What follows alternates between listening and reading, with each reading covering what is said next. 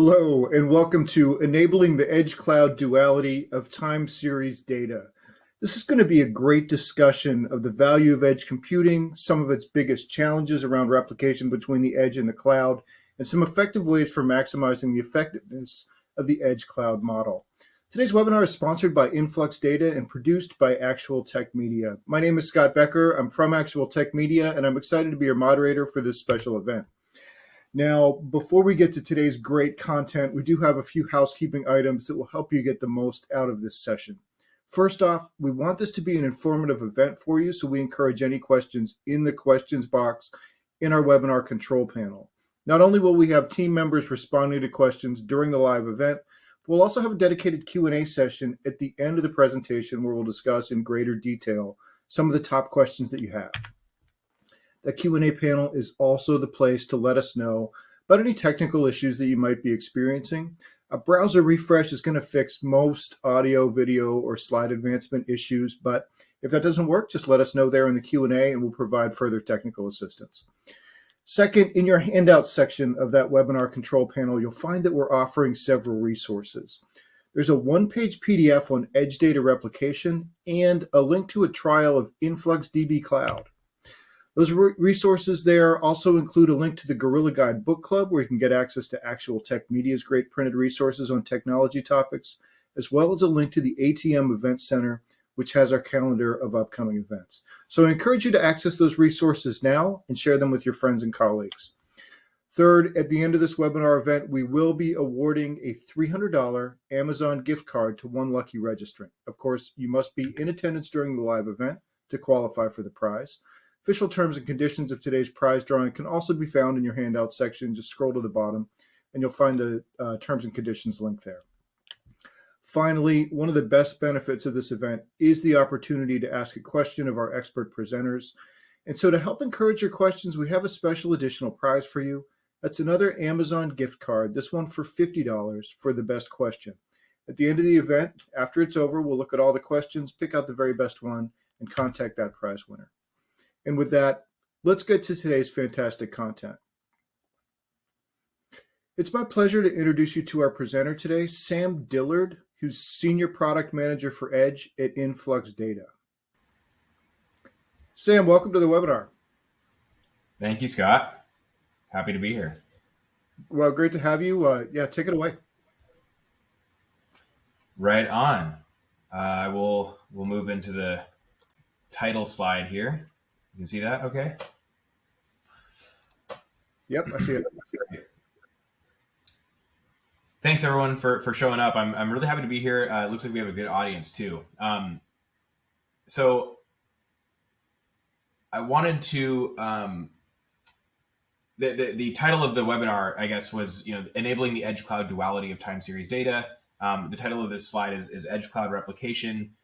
That is the way we are enabling the edge cloud duality. But I wanted to kind of level set on the terms that we're using really quickly to kind of talk over the slide a little bit. When I say edge cloud duality, I didn't make up the term, but it's not, I don't think it's very universally known. So what I mean by that, what we mean by that is that you have a data presence at both the edge and the cloud together, and they kind of work in cohesion.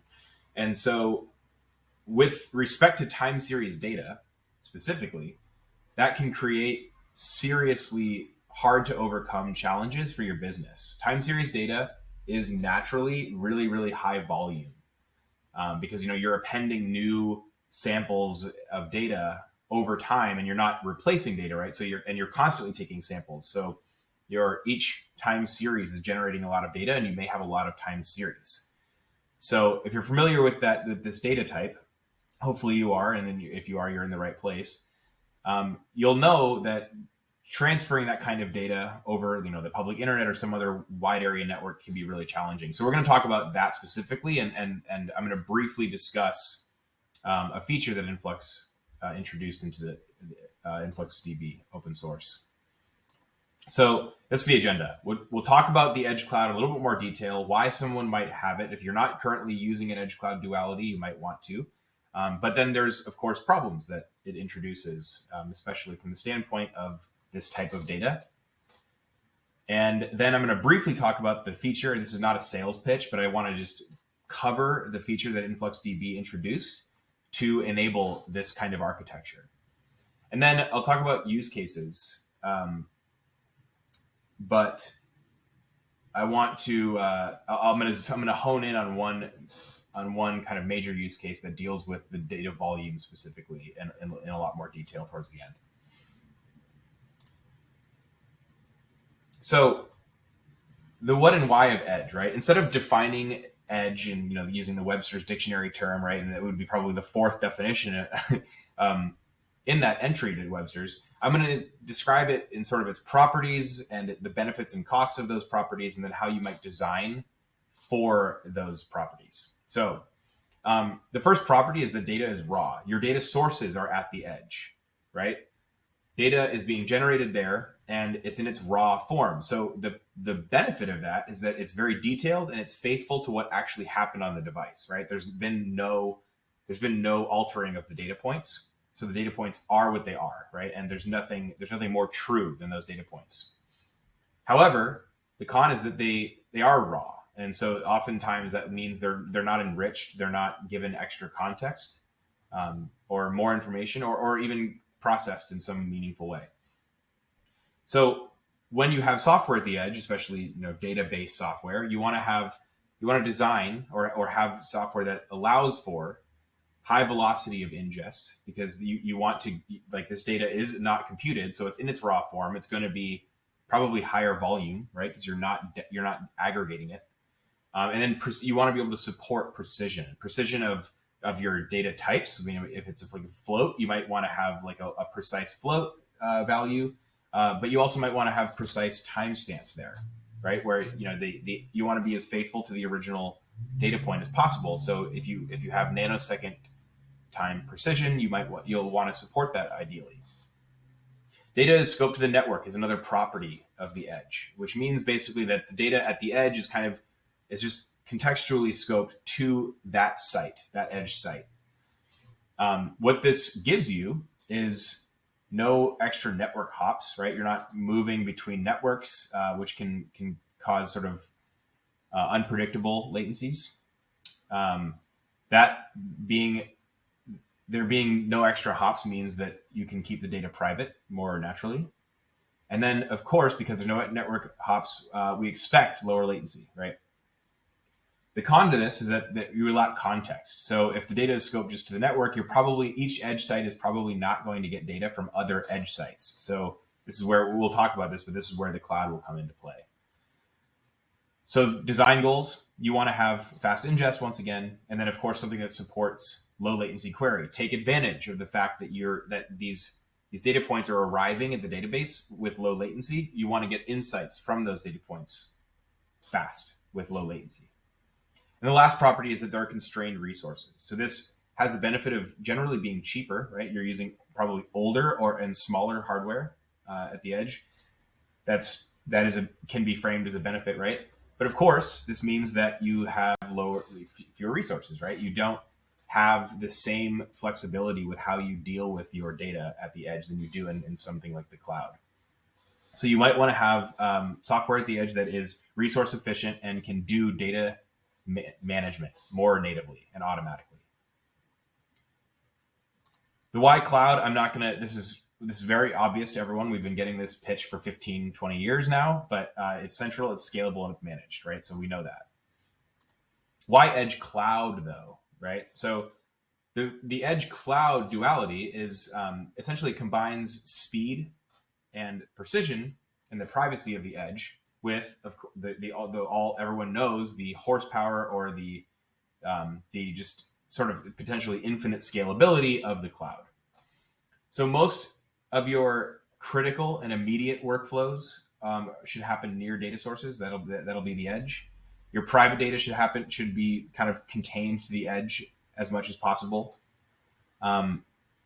But your most compute intensive workloads should happen where you can scale, right? And these data might be the same. The private data you might need to move to the cloud at some point, or just your critical and most immediate data, while you might be doing workflows at the edge, that data may also need to be in the cloud for those highly compute intensive workloads. There's business intelligence, business reporting, analytics type of workloads, right? Where that you're typically used to putting in a data warehouse. And then lastly, and any analysis you're doing that depends on a global context or requires a global context has to happen centrally, and so they can't happen at the edge. This is why you need both, right? So there are challenges with this, though. Sorry, I hope you can't hear this. I have a garbage truck going by my window. The benefits of the edge cloud, I think, are fairly obvious, but it comes with challenges, and this is kind of the crux of this talk. With time series data, these challenges are really exacerbated. So what data at the edge is precise, it's raw, it's high fidelity. That means that if it's kept that way, it's very expensive and sometimes prohibitive to transfer that data from there to somewhere else, say a cloud or something central. Then when we get to the perspective of the cloud, the storage costs are higher, right? And then also query performance and query costs are higher. If your data is in its raw form and it's high volume, every query against that data is going to scan more points, bring more points back, aggregate more points, group by more points, right? Do all of the things that you're going to do with your analytical queries on more data. And it's going to cost more and have higher latency. And then secondly, and this is equally important, maybe more important, is the constraint of the connection between the edge and the cloud, right? So there's bandwidth issues that can make the kind of a bottleneck for the data, but also there's intermittent connectivity issues. If you're a cruise line, or you're doing data from satellites, or you have offshore oil rigs or mining sites, these things these places or sites are sometimes without internet for weeks at a time, right? So that's an important thing to take away here. So just really quickly, InfluxDB already offers some things, some of these design goals that we talked about earlier. Influx at the edge supports high velocity ingest and real-time queryability. So that's the low latency and ingest speed. It has the analytical framework of Flux, which is the query language of InfluxDB, which can do data management, right? And it can do kind of repeatable tasks of this data management to make it more automated. It doesn't take many resources to do what it needs to do. So we have people running InfluxDB on very constrained hardware. They're doing meaningful workloads on Raspberry Pis. And of course, it's a single binary, so it's less management there, and you don't have to deal with as many components as some of the other databases. And in the cloud, of course, again, the same value props. But we added something to the InfluxDB open source, right? The thing that we expect people to run at the edge. And this is called what we're calling edge data replication, which is essentially a way for allowing your business or your users to reliably, and I emphasis on reliably, stream edge data to the cloud in real time. So we'll talk about that. Basically, what you get here is two data sources, right? Your two data destinations, I guess, a database at the edge and a database in the cloud. And your edge database is equipped to automatically send data that it's receiving at the edge to the cloud. With the benefit of with Flux, you can kind of change how you do that, right? You don't need to replicate the data in its raw form. What you get architecturally is this is either kind of, from the operator perspective, you could have dashboards sitting at the edge and dashboards sitting at the cloud that are querying from either node, right, from either place. And that's just, for you might have on-site engineers at the edge. You might have business analytics people looking at dashboards, and they're just querying ad hoc or having constantly running dashboards against those data sources. But because this data replication is happening at the data layer, right, this can all happen underneath a edge cloud application. So PTC ThingWorks is a partner of ours, and many other partners of ours have customers themselves that have edge cloud needs. And so if they can build an application for their customers that can support an edge cloud duality, that adds value to them and their customers, right? And so building the replication and the being able to sync data from the edge to the cloud into the data layer itself underneath the application enables these companies to build applications that allow for an edge cloud duality, which is really powerful, I think. The replications support many to one and many to many, so you can have many edge nodes replicating to a single edge or a single cloud node if you want, right? So this is where we get the global context from. So just as a visual concept here, leveraging Flux allows you to change and manipulate or aggregate data at the edge in an automated way, as however you want to. So this is going to be important for dealing with the data size, but there's more than that, right? But this slide here basically is designed to get across the idea that at the edge you have this granular raw data in its raw form where it's born, basically storing that in the edge. And at the edge, you may want to use that data. You may want to graph it, use alerts against it, right? Use the detailed data at the edge where it's most important to have that detail and have that low latency. But on that same edge node, you can configure it to regularly downsample or temporarily aggregate that time series data into another destination that's configured to be replicated. So you can replicate the smaller data set to the cloud. And that's important. We're going to talk about that in more detail later on. This is to exemplify that you don't need to just aggregate data temporally, right? You don't need to do vertical aggregation. You can do horizontal aggregation. You can do dimensionality reduction, feature engineering even. You can add columns derived from columns that already exist. So even if you wanted to increase your data size over to the cloud, if your bandwidth can accept that, please do it, right? There's InfluxDB doesn't have to be just an aggregation node at the edge. It can also be in a data enrichment node. So you can do whatever you want with your data, basically. And Flux is almost Turing complete. So whatever you want to do with your data at the edge, you can do in Flux, with some rare exceptions. So I wanted to get that across. The most important thing is the downsampling, though, right? The one thing I want to emphasize the most is time series data is high volume, and the biggest problems with the edge cloud duality is just plain old data volumes, right? The bandwidth of the internet, the constraints of your cloud storage budget and your query budget and all that stuff, right? This is the most important challenge today. So Flux does support an enormous number of built-in functions, as well as being a functional query language means that you can create your own functions in Flux as well. You can also contribute Flux code, or you could contribute Go code to Flux and get sort of native functions built in that way. But I think from a user experience standpoint, it's easier to just treat it as a functional language. At the most basic level, you can aggregate data with your basic statistical functions like mean, min, max, last, first, top, bottom, moving average, right? And there's many others. But you can also derive new data, right? So these aggregate functions kind of discard data or create sort of aggregate versions of the underlying data. In the derivative functions are functions that completely create new data, conceptually new data from the original data. So count, right? Count does not take into consideration what the values underlying are at all. It counts how many of them were present, right? A derivative, like the column name, but different, is a rate of change of those things. So it does use the values underlying, but it does create an entirely new concept, a new derived data point, basically. Holt-Winters is a triple exponential moving average that people use for forecasting new values that have not happened yet. And then there's a whole bunch of other ones I won't get into, right?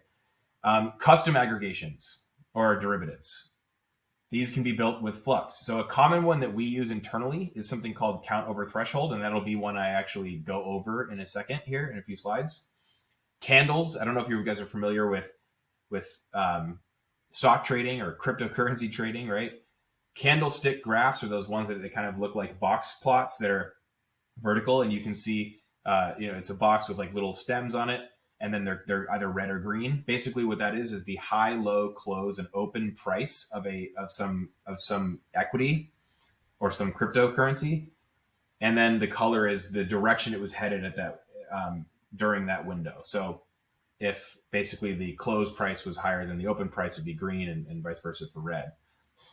That's a derivative chart, right? And it uses underlying data to create new columns essentially. And so you can do that in Flux as well. And then these other algorithms that I've listed here are ones that you can also implement in Flux. And these are downsampling algorithms. These are very intelligent ways to downsample, more so than something like a mean might be. So I'm going to talk about that in the coming slides as well, from going from mean to one of those more advanced algorithms. So starting with mean, hopefully this slide does this concept justice, but what I want to get across here is that at the edge, again, we have our granular high fidelity data that can be used for whatever purposes at the edge. But if it's too granular to bring to the cloud because of constraints of the bandwidth and storage and things like that, you're going to want to shrink it. So you could shrink it with mean, right? And a normally distributed data set, mean does provide value. It does have meaning. It'll give you an accurate, roughly accurate trend or pattern of your data, right? So you can see that from the above data set, there is in fact a slightly upward sloping pattern, right? But when you do apply the mean across windows of time, you are losing some information, right? You necessarily are losing kind of the activity happening in that series. That may be okay for certain data sets. If you're measuring CPU of a server, it's probably fine, right? Your CPU is pretty volatile, and a mean of across minutes is probably going to do justice the same way that just looking at the volatile graph would. But in other data sets, it's pretty important to see that activity. So if you have a data set like that, you might want to do something other than mean, right? Moving on to the next example, this is me talking about the count over threshold. So this is going to give you an entirely different data set than something like mean would. Count over threshold is, I think the best way to use this is if you want to understand, you don't want to know every time something breaks a threshold, right? If you want to measure your CPU and alert that it went over 75%, that's fine. But you probably don't want to alert that it went over 75% once and then came back down, right? Just it was sampled once and went over 75%, and then it was like roughly at 20% for the rest of the time. That's kind of noise that you don't need. What you want probably is that it stayed over 75%, right? So in this case, you can count the number of times that it was over 75%, and you can put that into a windowing function that does that count in windows of time. So you could count the number of times it broke the threshold in 5 minutes or 30 minutes or an hour or 1 minute, right? So what we've got here is the edge data is the granular data once again. And then what we're throwing up into the cloud is, instead of that data, the derivative data set that is a count of the threshold breaks in windows. So we have 1 threshold break in the first window, 0 in the second, 2 in the third, 0, and then 6 threshold breaks in the last window. So what you can do with that data set is instead do kind of a meta analysis or a meta alert on the new data set and alert on a number of threshold breaks. So we're obfuscating the noise here with the count over threshold, and we are alerting instead on the fact that there were too many threshold breaks in a certain window. And that would be something you would define as a user. And in our case, we've decided that 5 is the number that we should notify ourselves about. So that last window was 6. We get a notification of that. Lastly, I just wanted to talk about one of the more advanced algorithms. This one is a fairly common industrial IoT downsampling algorithm. I recommend it for those not just in IoT, right? This is a good algorithm for graphing downsampled data sets. So this one is meant for visualization, right? If you want to graph if you want a line graph that looks similar to or exactly like the edge data, but is actually being derived from a smaller data set, this is the type of algorithm you want to use. What swinging door trending does is essentially retains the interesting moments in a time series.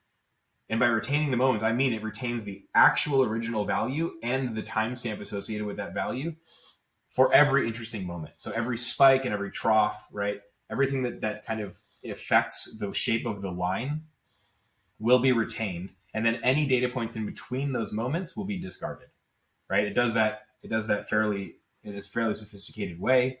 But suffice to say, I'm not going to go into that, but it does do it very well. And it's known for doing drastic reduction of data. So you can, if you had a dashboard in the cloud that you wanted, that you wanted to derive from your edge data, you could have a line graph that if I were to draw a line between the data points at the edge up top and the data points at the cloud on the bottom, the line would look the same almost, right? It would not have, unlike mean, it wouldn't just be a trend. It would actually show you all of the peaks and troughs that existed in the original data set. So with Flux, right, this is the takeaway here, is that with Flux built into InfluxDB at the edge, you can manage your data size moving from the edge to the cloud, but you can do so intelligently, right? People don't like the idea of downsampling. Data scientists hate it, right, generally, because they're losing important information. Well, there are algorithms that you can use, whether it's for visualization or for training models, that can meaningfully retain the information that was important in the original data set while reducing it at the same time. Sometimes these algorithms are a little more expensive to run, but that's a trade-off. The fact that they exist and can be implemented in Flux is the important bit here. And so what we're hoping that you'll do is try this kind of thing out. And the InfluxDB open source version 2.3, the latest version, is the one that has the generally available replication feature. And so we recommend that you give that a shot and provide any feedback to InfluxData you can. And with that, I thank you. I can be found at sdillard12 on Twitter. I'm not super active on Twitter, but the more people who hit me up, the more active I might be.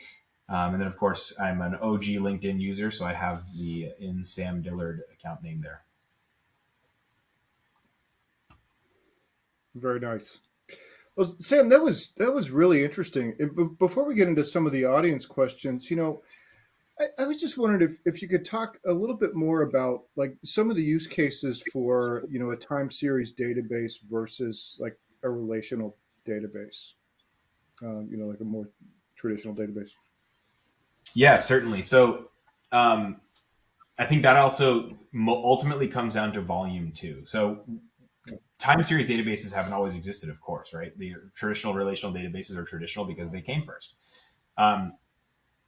Because of that, people had these time series use cases, and they were working with what they had. So they would use Oracle or implementations of MySQL or Postgres or whatever, right, to ingest time series data and query, do time series types of queries.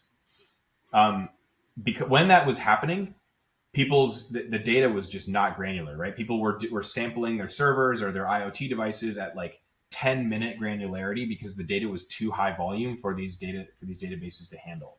These relational databases cannot ingest that data that fast, and it's almost infeasible for them to summarize data quickly. So if I want to do a count or a mean across 30 days of data from all of my devices or all of my servers, that computation in a relational database is incredibly slow. Sometimes it's infeasible and just simply doesn't work. So people looked to NoSQL, right? And then they eventually time series databases for this kind of thing. But because now that time series databases exist, people can actually get down to the sub-second granularity sampling. They can monitor their expensive equipment at 20, 50, 100 hertz per metric, and get really detailed graphs and really detailed information and not have any performance problems. Gotcha. Thanks. I appreciate that. That helped me understand things better too. And with that said, I do want to put up this first poll. We've got just a couple of poll questions here for everybody. This one is, how important is time series to your application development? So I'll just leave that up there while we look at some other questions. And so a lot of this conversation was about computing at the edge. What's sort of the footprint of Influx data at the edge? And And I guess what I'm wondering there too is it run primarily on servers at the edge, or is it also something that you would run on, IoT devices, or maybe on a device next to the IoT device, depending on how small it is? What are some of the edge use cases there? That's a great question. It's one we're still trying to kind of put our finger on, but I think in most cases, right, a database is meant for kind of a larger amount of data. So a single device, like let's say you have a single sensor or a single actuator or something like that in a factory or some whatever your edge site is. It's probably overkill to have a database per device, right? Gotcha. But what our customers and our partners do and see the most, I think, is that at the edge there is enough data that these IoT gateways or hubs that sort of amalgamate all of the data from all of the devices Right. at a factory or at a mining site. That's enough to necessitate a database. And so what we see is we have InfluxDB running as the data layer of IoT gateways. So the other Gotcha. we don't sell an IoT gateway, but we do have a database that is perfectly suited for the data layer of those gateways. That makes a lot of sense. And I'll just pop up the next question here. This one's about how are you storing time series data currently? And it seemed like, from the scenarios that you were talking about, with the dashboard being both in the cloud and at the edge, so just to understand, like with, say, a count over threshold sort of scenario, like you were talking about there, you might pass along the count over threshold data to the cloud. The analyst is searching in the database. Maybe they see that instance that you showed where there are, 6 cases in the window of the count being over threshold. And then maybe they could remote into the other, like the local dashboard, and sort of interrogate what's going on at that spot. Is that kind of how that would work? Yeah, so that's an interesting question because the what I just talked about in this talk was really a one direction pass of data. So you have the edge data where it is, and then you pass data from the edge to the cloud, and that makes it available at the cloud for those centrally located analysts. Right. It is possible, right? It's technically possible and probably desirable to have those analysts be able to plug in into the edge and actually look at that raw data.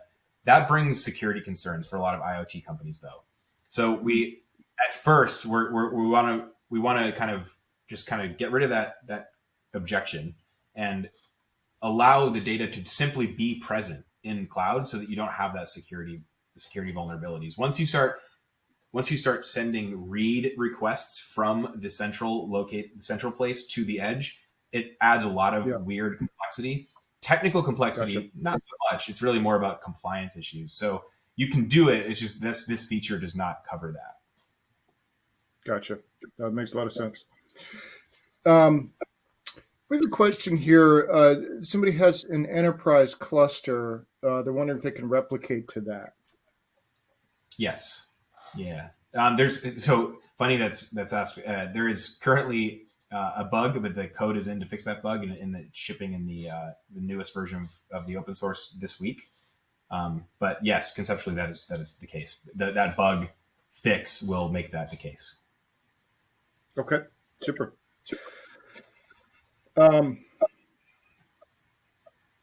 So we have a question from Danny who's asking, how is data synced between the edge and the cloud when offline capabilities are needed at the edge? Yeah. I may have glossed over this, may have missed it even. I don't know.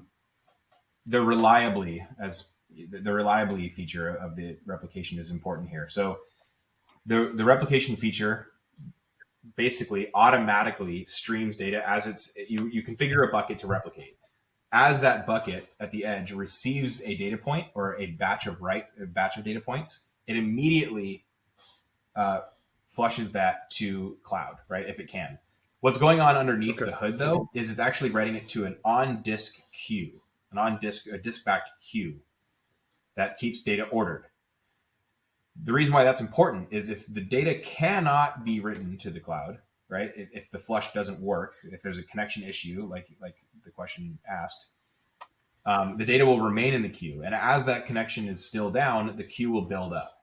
So similar to other messaging systems like Kafka or MQTT, right? Like if you retain your data in MQTT, you can retain that data at the edge node until it can be flushed successfully, which is really important because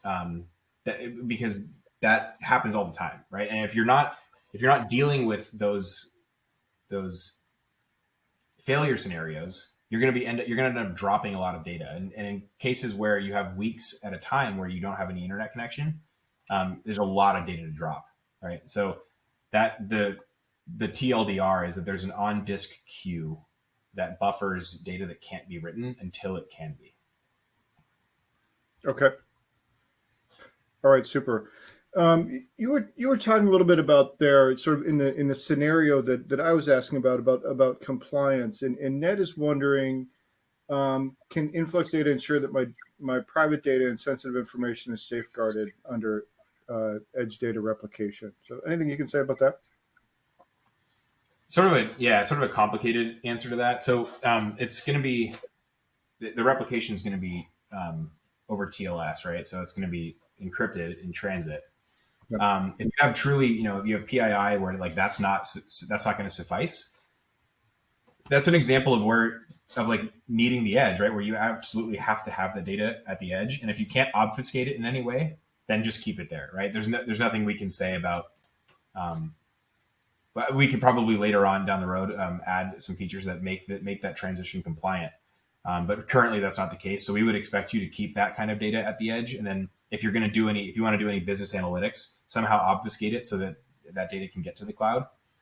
That doesn't change. Like if you have people at the cloud querying into the node, right?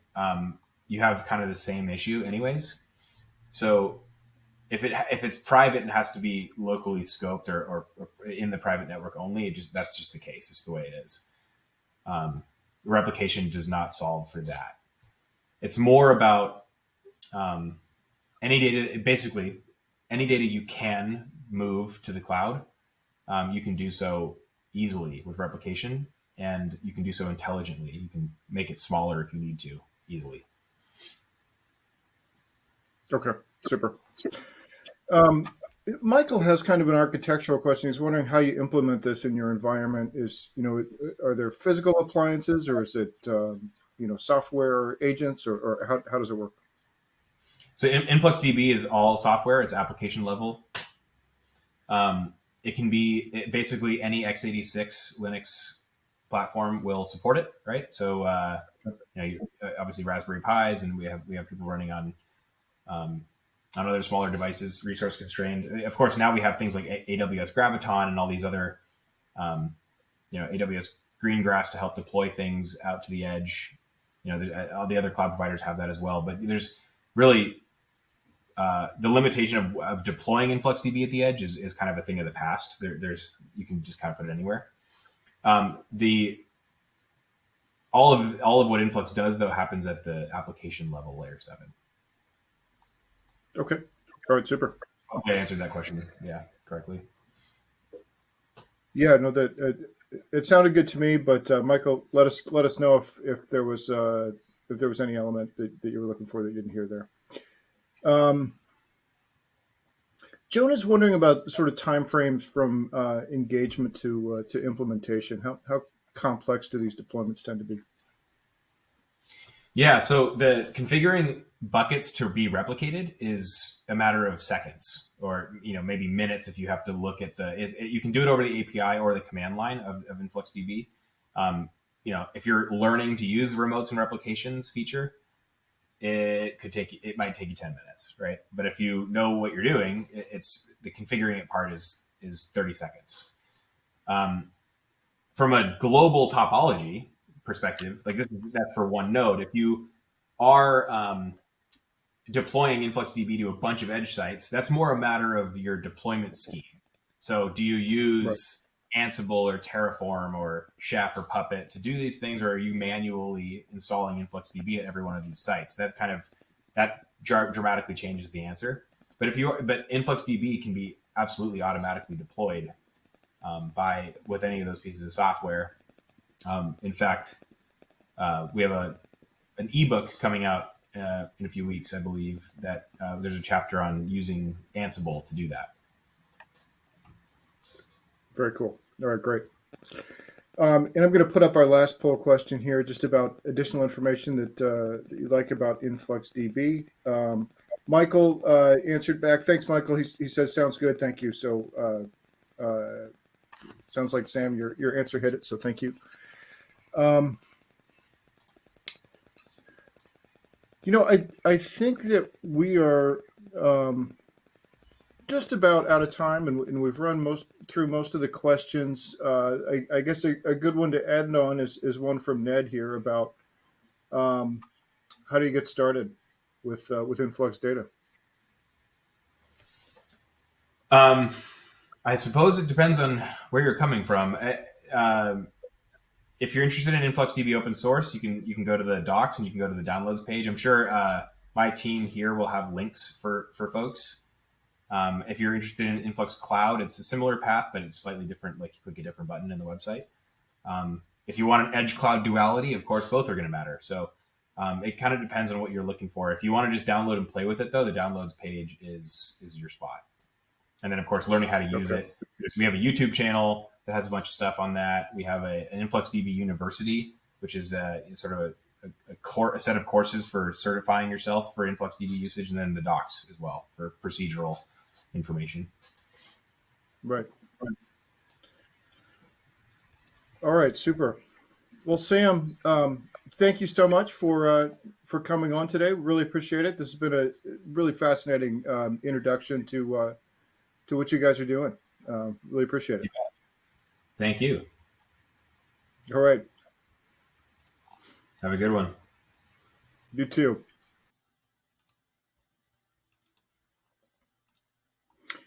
And as we wrap up, we have one more piece of business. It's the $300 Amazon gift card prize drawing.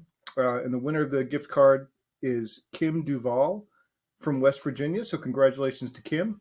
We'll be in touch to get you your card. And with that, on behalf of the Actual Tech Media team, I want to thank InfluxData for making this session possible. And thanks as always for attending and for your great questions. Have a fantastic rest of your day.